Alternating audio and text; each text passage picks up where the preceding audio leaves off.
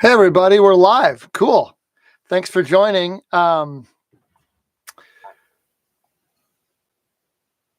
want to say thanks to everybody who's watching my videos on the YouTube channel. It's been really cool to see more people watching the videos and commenting and subscribing to the channel. All that is very encouraging. I'm putting a lot more time and energy into these videos, and it's cool to get the great feedback. So thanks for that. I'm going to get to answering some of your questions here in a second. I just want to mention a couple things. If you like these videos, make sure to subscribe and get notified when I post new stuff on here. That helps YouTube know that you like my videos and pushes them to other pipers on the platform. Also, check out the Learn page on bagpipelessons.com. bagpipelessons.com/learn. I've got links to all kinds of free stuff on there, free downloadable guides, PDFs, videos, some recordings of some of my classes I've done, that sort of thing. Recently, I launched a new online class. It's called the Bagpipe Essentials Masterclass. It's got high quality detailed videos on all of the piping embellishments. So if you're looking to brush up on your technique, or maybe you're just starting out, you want to get a solid foundation, check out my Bagpipe Essentials Masterclass. The links for everything I'll put in the description below. There's some links there now, but if you're watching this on the replay, I'll get all the links updated there. All the way from what to do when you first get your practice chanter, through all the notes of the scale, the grace notes, doublings, Torr-Lewis, D-throws, grips, burls, all that stuff. So check out the Essentials Masterclass. Also, if you're looking for even more information to help you on your piping journey, check out my Inner Circle. This is my membership where I do weekly live classes on Zoom, and there's a lesson library with hundreds and hundreds of lessons on almost every piping topic. There's videos and tunes and demonstrations and things on how to set up your pipes and tuning and music theory and everything. So check out my Inner Circle membership. Getting new members every week, and it's really cool to see the membership growing. I started it way back in 2011. And it was just the lesson library. And then in 2020, added the live classes. So that's been really fun for me, and people really like it. So all the classes are also recorded, and you can watch them on the replay if you can't join live. Cool. All right, coffee. So another thing to check out on the YouTube channel are these recent videos I've done with exercises.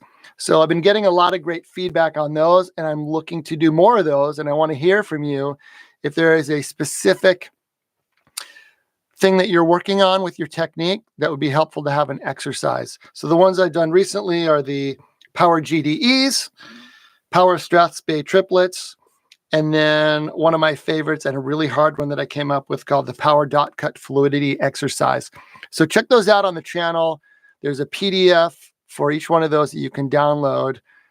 I want to do more of these, and I'd love to hear from you. So put in the comments. There's some exercise that you're looking for mastering a certain part of your technique.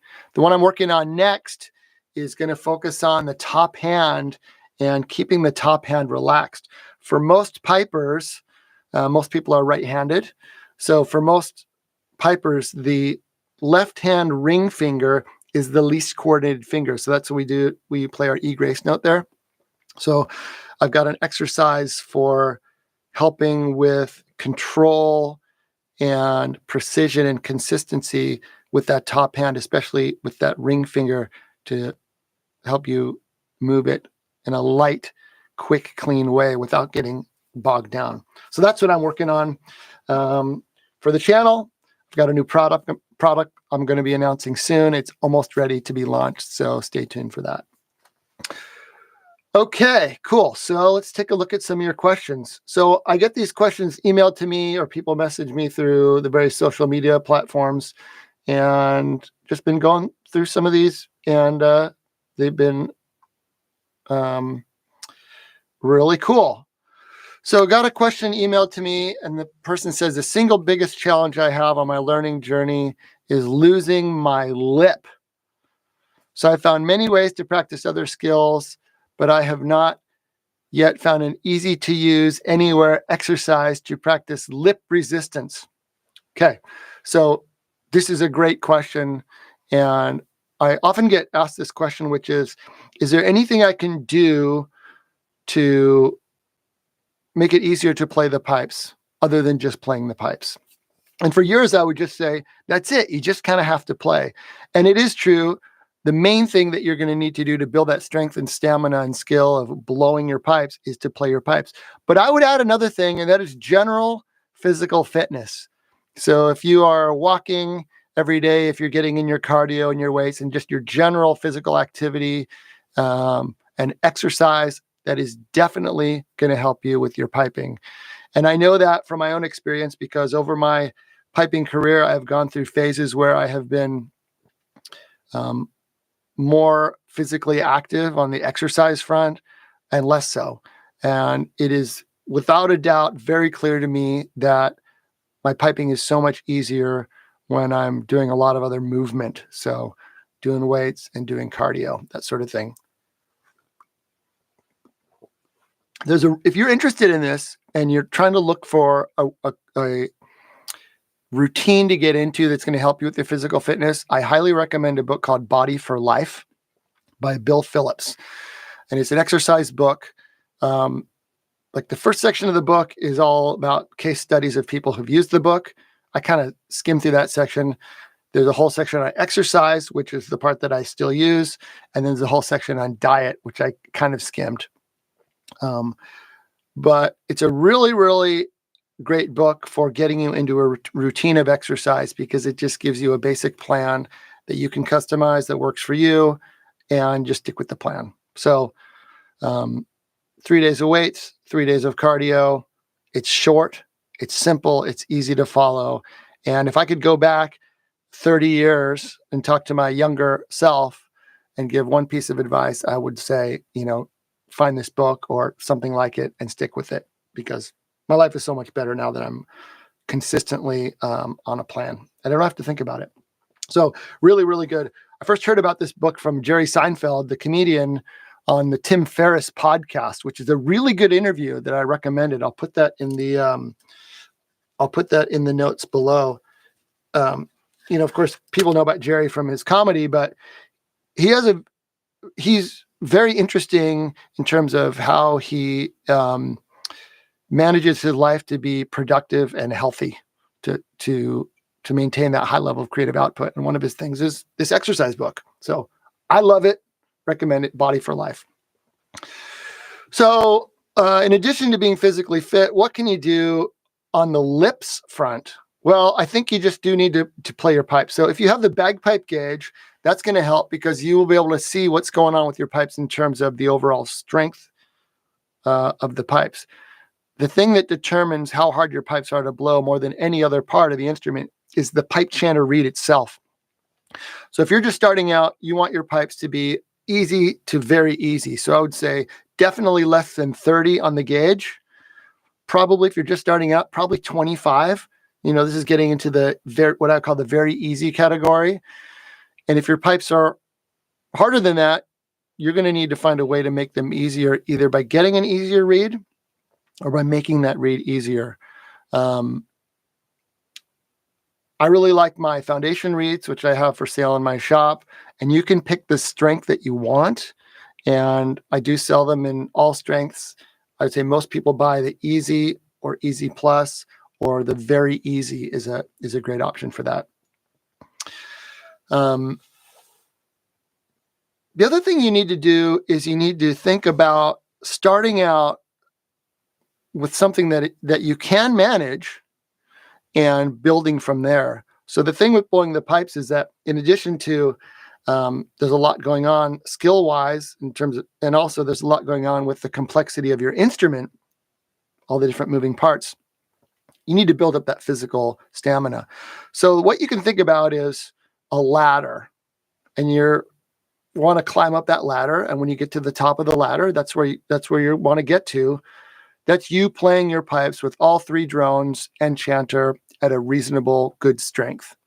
Well, we want to start right now we're at the ground level and we want to climb up that ladder, but we need to add rungs to the ladder that are achievable.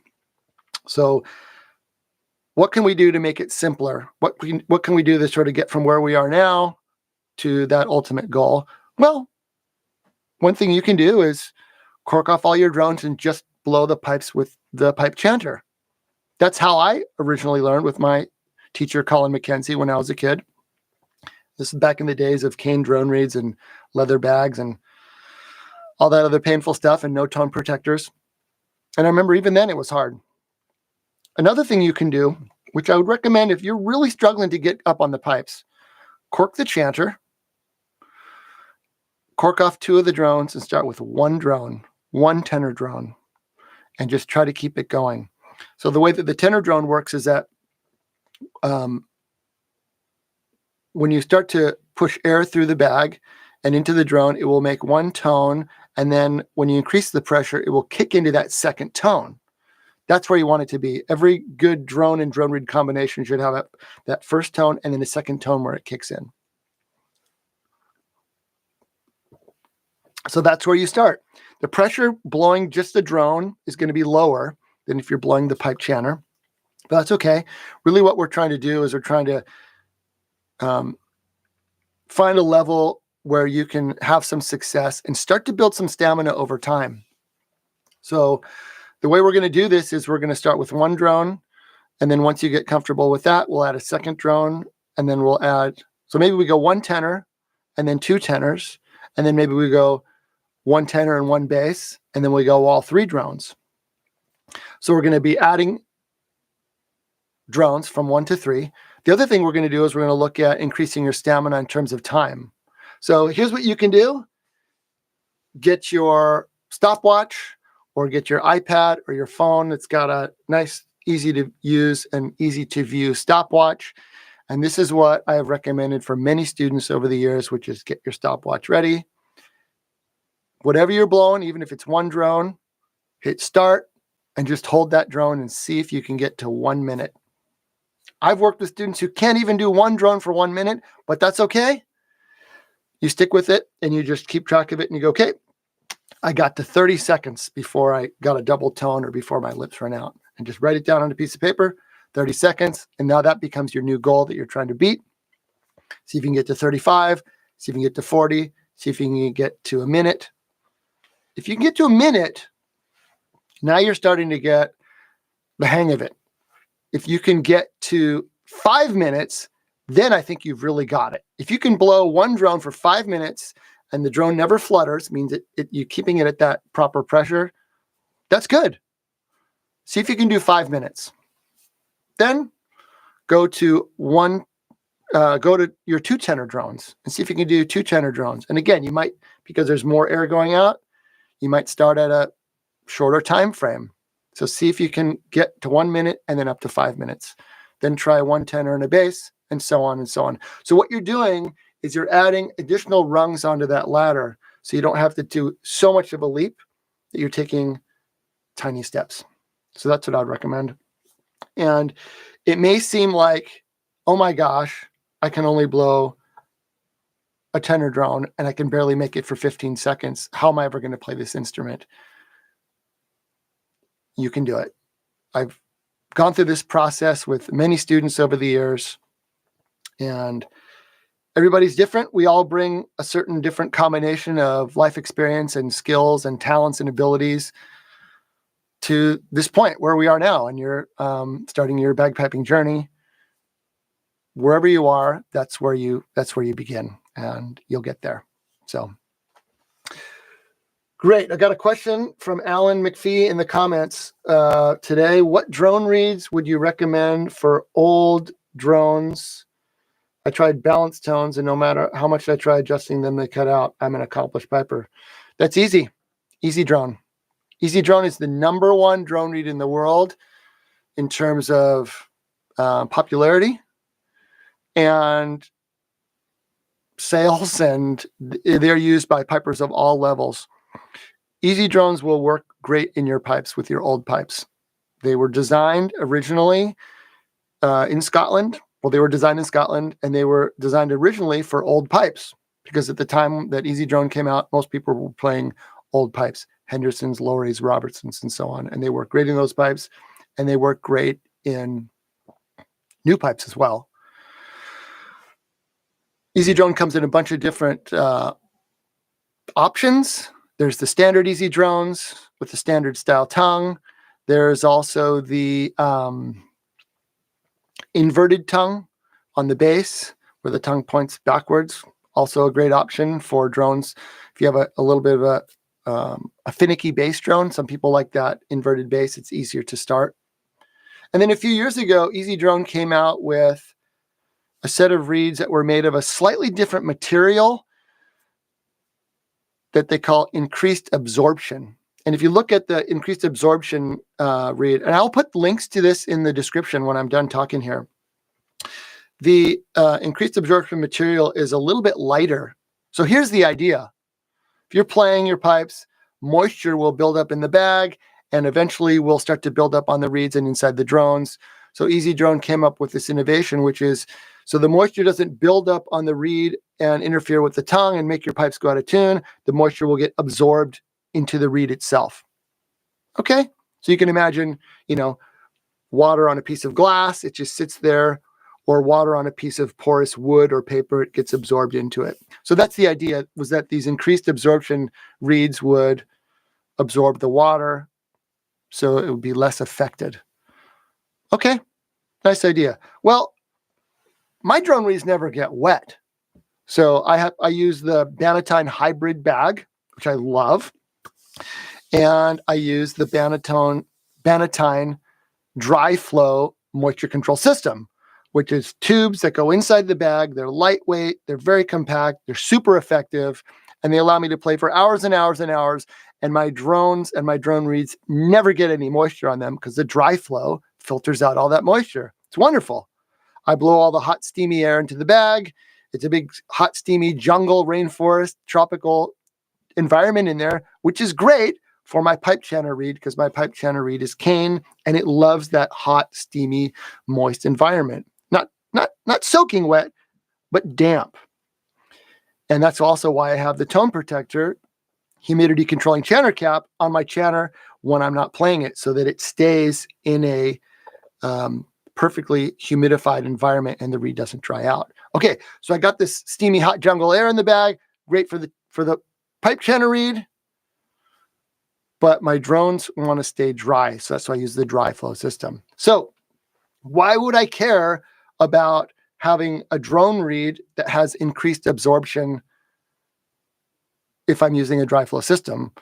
And the answer is, I don't. So when I first heard about these increased absorption reeds, I was in Scotland and I was asking some top pipers over there, what drone reeds do they play? And several of them told me that they were playing the same exact setup, which is the new Easy Drone base with increased absorption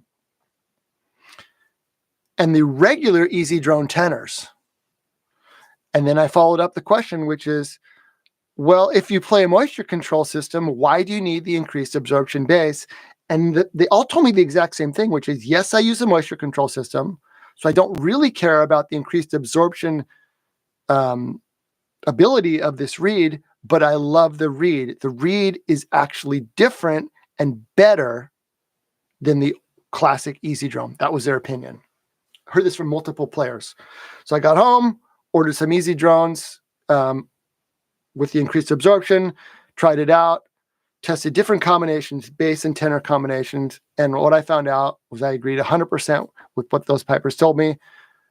The best combination was the increased absorption Easy Drone bass and the regular classic style tenors. Amazing. The best setup I've ever played. And I've played so many different sets of reeds.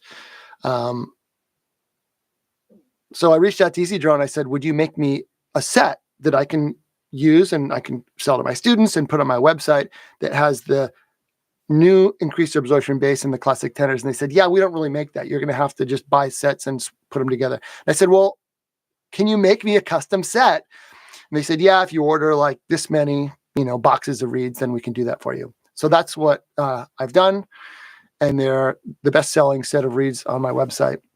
It's a bagpipelessons.com exclusive combo deal. You get the increased absorption bass and the classic tenors. So there you go. There are lots of drone reeds out there, and people have various opinions on them. I have tried just about every drone reed out there, and every drone reed I can get my hands on. And this is by far my favorite set I've ever played in terms of steadiness. It's an amazing blend. Easy Drone also has a harmonic that comes especially out of the tenors, a high, it's a high harmonic, and I think it's like an E note, but it really gives the Easy Drone, when they're perfectly set up and in tune, a very bright, almost bell-like ringing quality. And I just love that about it. Before I switched back to Easy Drones, I'd played some different bass reeds that were a little bit rougher sounding, and I was afraid that this Easy Drone would be too smooth and too mellow or quiet in the bass. Not at all. When I switched, I was competing and got fantastic comments from the judges about my drone sound, especially about the bass drone sound. So that's what I would recommend. Very efficient, very easy to set up, very stable, stays in tune, works with all sets of drones. I have yet to find a set of bagpipes where this Easy Drone combo set isn't just amazing. So check it out. I'll put the link below. Got them on my website. You're going to be happy. You will. So that's my recommendation. Cool. Let's look at some more questions.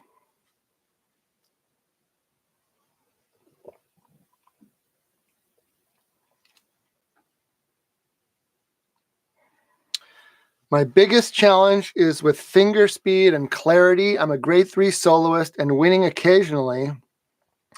And what is my challenge is getting the grace notes and cut notes short, which are needed to allow proper holds for nice expression.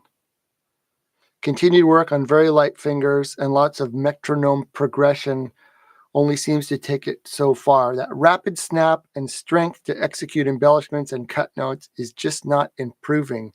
It is stalled and remains the biggest challenge. Okay, thank you for that question. There's a lot in there, and that is a very good question, and I think that's pretty universal, actually, which is, how do I play fast? How do I play clean? How do I cut my short notes really short so that the expression comes out? So we have speed, clarity, cutting, grace notes, cut notes, proper expression. That's really, really good. I think that encapsulates a lot of the challenges that pipers have, right? And then also mentioned in the question there was continued work on light fingers and lots of metronome progression only seems to take it so far. So absolutely, light fingers and then using the metronome. So I've talked about this before, but it really, if you want to talk about sort of like the absolute fundamental, most important first principles of good bagpipe form, what do you need to do and not do so that you can execute your finger movements properly, cleanly, with consistency, and play difficult tunes and play them fast and have things work well and be easy to do. The two most important things are to keep your hands light and to keep your fingers as close as you can to the chanter. So really we're talking about reducing excess finger heights, keeping your fingers in close, and also keeping your hands as light as possible.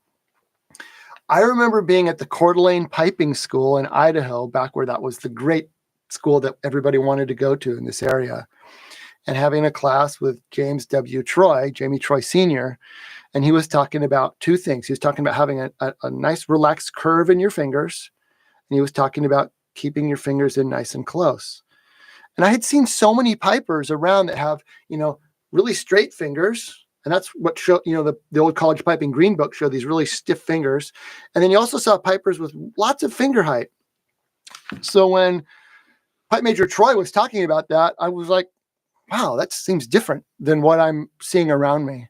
But he was absolutely right. And I still remember that demonstration that he made 25 years later. 25, 35. Holy cow, that was 1989. Yeah, 35. So a nice relaxed curve. It's very hard to keep your hands relaxed if you're hyperextending your fingers. So a nice relaxed curve with minimum necessary tension, right? So keep your hands soft and supple, not stiff, and then watch the finger height. So that's absolutely the most important thing. And what I have discovered is that that is the limiting factor for most pipers in terms of their ability to execute their finger technique cleanly, with speed, with consistency, with all those things I mentioned. Why is it that we can only get as good as we can? We only get to a certain level. We sort of hit a ceiling, and we can't play cleaner and we can't play faster. What is limiting our advancement and our progress? And I think it's those two things. I think it's your fingers are coming off the chanter too high and you're too tight. So keep working on it. Keep working on it.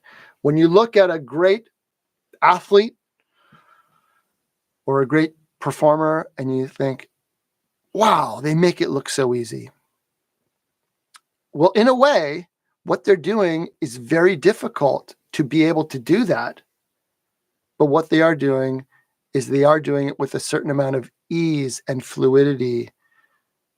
So in a way, it is easy for them. And what they've done is they've taken something that is very difficult to do and they've made it easy through practice, through attention, through time, through great instruction, through paying attention. But the actual technique and the form is really, really important.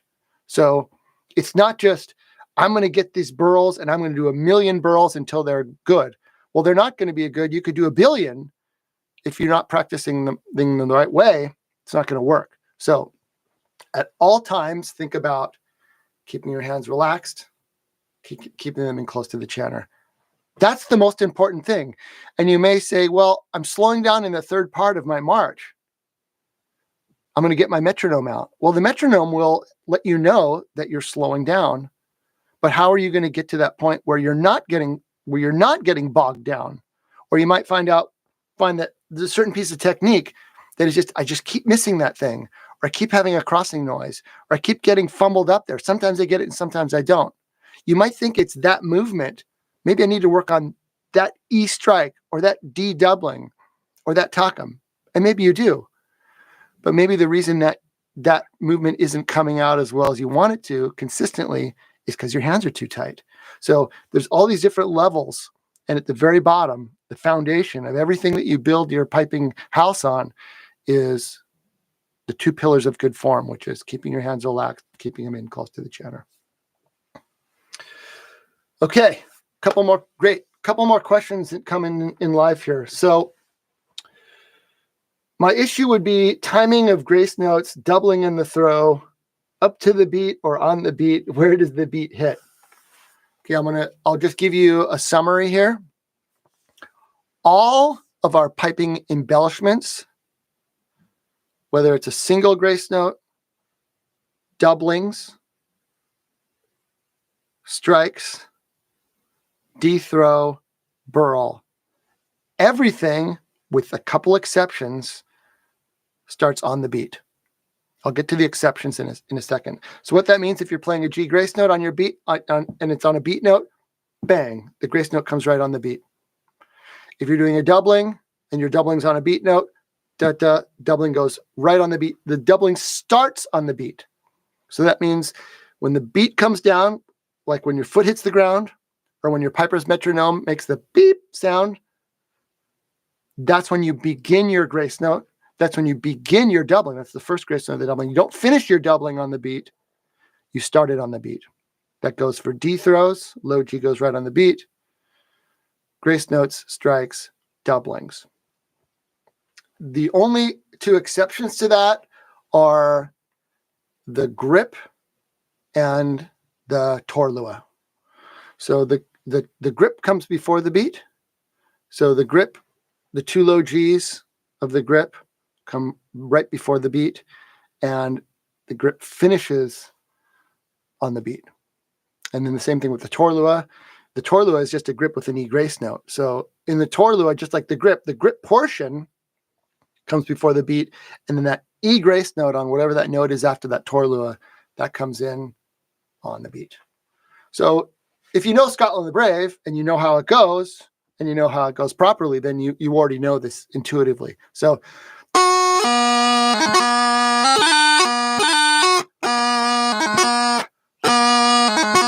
E grace note right on there.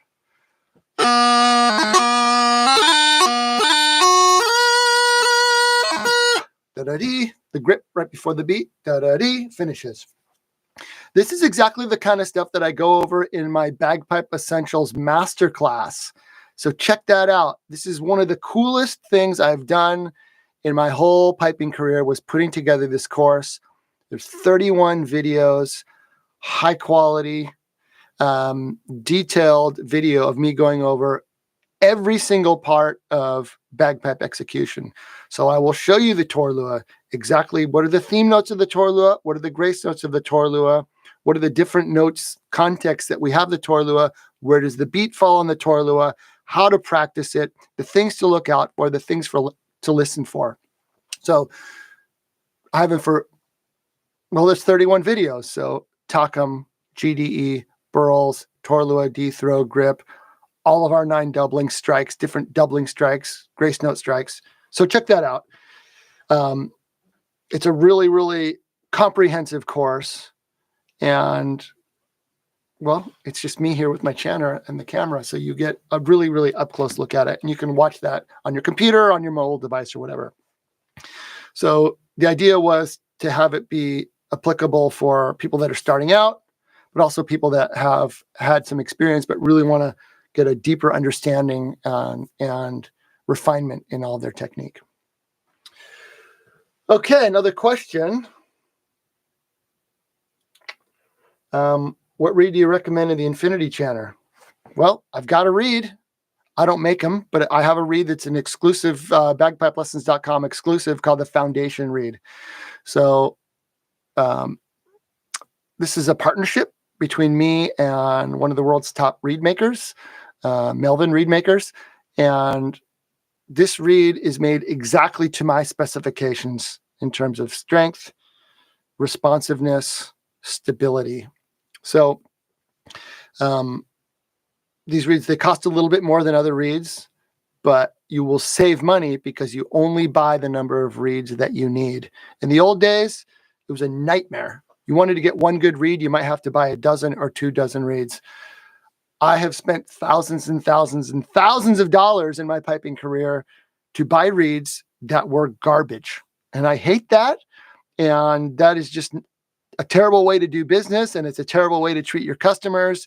And it's just a big waste. We wouldn't accept that in other areas of life. So the deal that I've worked out with Melvin is that he makes reeds exactly how I want them. And every one of the reeds is good. Every one of these reeds is stored in a tone protector, humidity controlling reed case from his shop to me. I send him empty tone protector reed cases. He fills them with reeds, mails them to me. They acclimatize for a few more days once I receive them.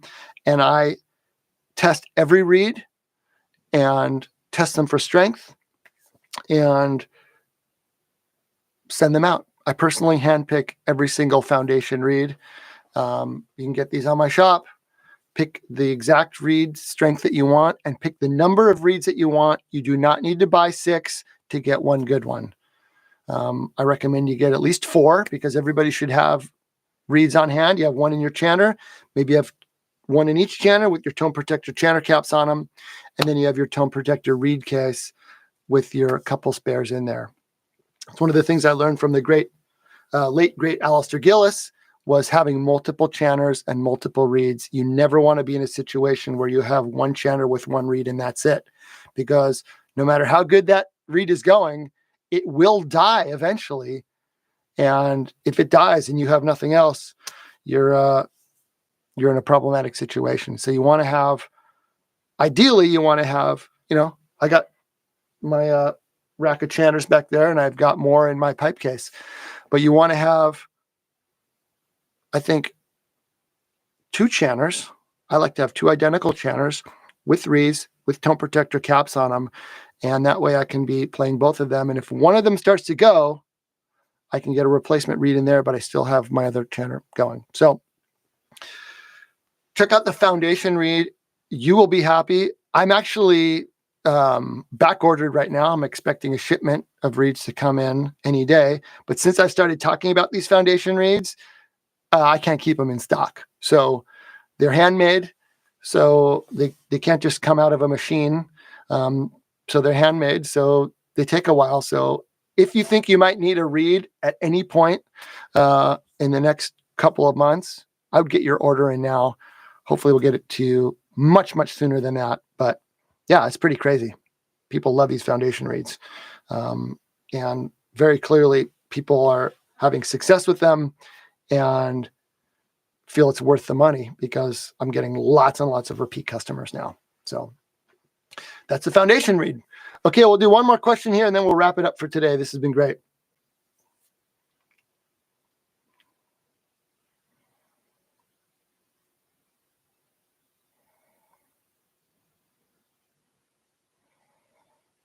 Ta-da, ta-da, ta-da.